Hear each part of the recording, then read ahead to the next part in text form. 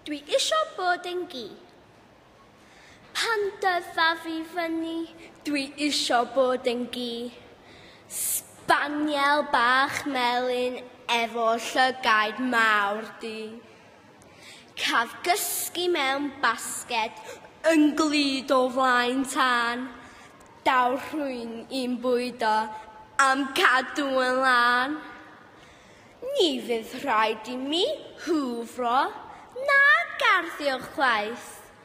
Bydd gen I fei stres I wneud yr holl waith. Fydd dim sôn am ysgol, na fiano I gi.